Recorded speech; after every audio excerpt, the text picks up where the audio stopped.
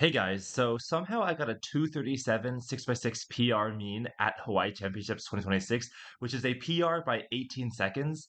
And that's really crazy because at home, I don't practice 6x6 and my PB was 242 for my mean. So how did I beat that in competition officially? Let's watch it. So I'm gonna put the three solves side by side. So the first one's on the left and it was the fastest. The second one's in the middle and it was the middlest. And the third one on the right was the slowest. And now I'm solving. So going into this competition, I was definitely expecting to get 7x7 PRs more than 6x6 because I practiced that more at home. It's like the marathon event versus the sprint events. But here's my theory about why I did better in 6x6, because I did get 7x7 PRs, but only by like 3 or 4 seconds. Anyway, my 6x6 hadn't been touched in a while, and I'm guessing the lube kind of hardened or got real sticky. Okay, that sounds kind of gross, but basically I was turning my own 6x6 and I was like, wow, this takes more effort to turn, and probably I'm going to do badly.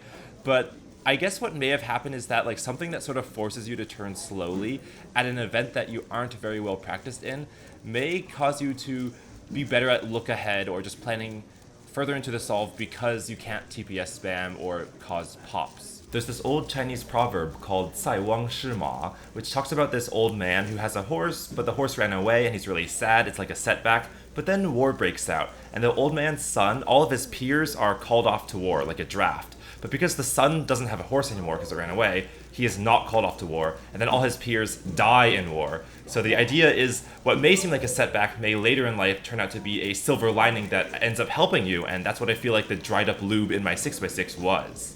The other thing I was going to say is on the topic of like clock getting removed as an event, I know a lot of people have mentioned the idea of tiered events, and I really like the idea of having these sort of, there's the main events, 3x3, Pyraminx, 3 blind. I guess people could debate what's in that main tier, and those are the only ones that maybe are required to be at every world championship or something.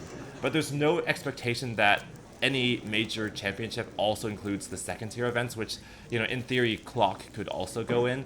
But if we're gonna have, obviously, like as of right now, the WCA is still gonna remove clock. But if we did have the concept of tiered events, I feel like most people would be okay with throwing 6x6 or 7x7 in there. And as someone who mains the big blind events, no one is going to argue if 4 blind and 5 blind also go in that second tier. I don't mind at all. Like already we have PBQs at a lot of competitions, so I feel like that's a good compromise, but I'm just one person out of hundreds of thousands in the cubing community. Now back to the videos of my 6x6 solves, which I'm about to finish. In all 3 of them, I got 1 OLL parity and no PLL parodies, which I think is pretty run-of-the-mill for 6x6. But that means if I got no parodies, I could have had a sub 230 single.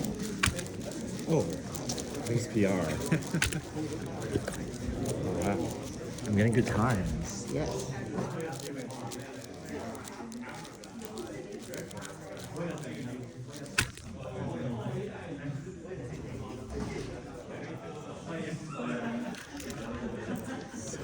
So there we go. I'm really happy with this mean. My long-term goals was sub 120 5x5, sub 240 6x6, and sub 4 7x7. So I have one of those down, and maybe I never have to touch this event again. I guess I find an inspiration that I will touch this event again. And thank you for watching, and goodbye!